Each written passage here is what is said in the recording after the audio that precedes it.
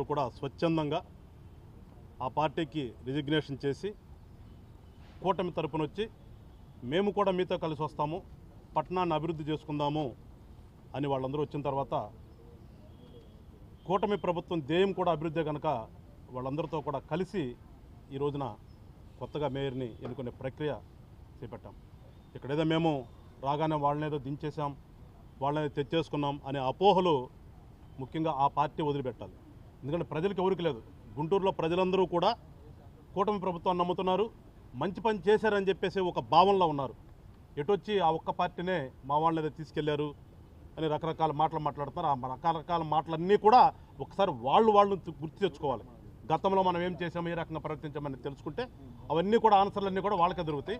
కనుక ఇవాళ ఏదైతే ప్రజలు రాజకీయంలో ఉన్నటువంటి రాజకీయ నాయకులు కోరుకుంటున్నారో ఆ దిశగా మేము ముందుకెళ్తూ ఉన్నాం. ఆ భాగంలోనే రేపు జరగబోయేటటువంటి మేయర్ ఎన్నిక లాంఛనప్రాయమే. ఖచ్చితంగా కూటమి ప్రభుత్వం నుంచి అభ్యర్థిగా కోవెలమూడి రవీంద్ర గారిని ఎన్నుకోవడం జరిగింది.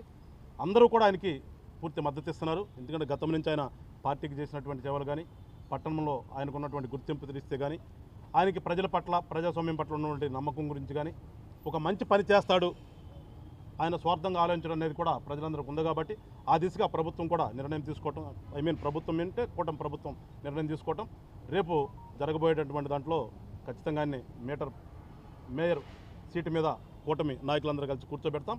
అక్కడి నుంచి కూడా అభివృద్ధి గుంటూరుది అనేది ఏ రకంగా పరిగెత్తుతుందో ప్రజలకు హామీ ఇస్తున్నాం. ఖచ్చితంగా ఇప్పటికే ఇందాక మా సోదరుడు ప్రభాకర్ గారు చెప్పినట్లుగా పెమ్మసాని చంద్రశేఖర్ గారి కృషితో ఆయన ఆధ్వర్యంలో గుంటూరులో అపష్కృతంగా ఉన్నటువంటి ఆ రండాలపేట బ్రిడ్జి కానీ, నందివెలుగు బ్రిడ్జి కానీ, అక్కడ ఆగతపాడు దగ్గర ఉన్నటువంటి రైల్వే బ్రిడ్జి కానీ, ఇవన్నీ కూడా వచ్చినాయి. రోడ్లు కూడా వైండింగ్ చేసి ఇవాళ ఉన్నటువంటి అవసరాలకు అనుగుణంగా నగరాన్ని తీర్చిదిద్దాలనే ఒక సంకల్పంతో మా ఎమ్మెల్యేలు కానీ, ఎంపీ గారు కానీ ఉన్నారు. ఆ దిశగా ముందుకెళ్తుంది. కాబట్టి ప్రజలందరూ కూడా కూటమి నాయకుల్ని, కూటమి ప్రభుత్వాన్ని ఆశీర్వదించండి. ఖచ్చితంగా రానున్నటువంటి రోజుల్లో గుంటూరుని పక్కన ఉన్నటువంటి రాజధాని కంటే కూడా ఒక మహానగరంగా తీర్చిదిద్దాలని మా ఎమ్మెల్యే కూడా కంకణం కట్టుకున్నారు. కాబట్టి వాళ్ళందరికీ మీరు సహకారం అందించండి. మంచిగా ఒక మంచి ప్రభుత్వానికి మీరు చేయూతనిస్తే ప్రజలకు మంచి చేస్తాం, నగరాన్ని అభివృద్ధి చేసుకుందాం. అందరికీ తెలియజేస్తూ మరొకసారి జనసేన పార్టీ తరఫున రేపు కాబోయేటటువంటి మేయర్ గారికి శుభాకాంక్షలు ముందస్తుగా తెలియజేస్తూ తెలుసుకున్నాం. జై హింద్. రేపు 28వ తారీఖు మనందరికీ తెలుసు మేయర్ ఎలక్షన్ జరగబోతూ ఉంది.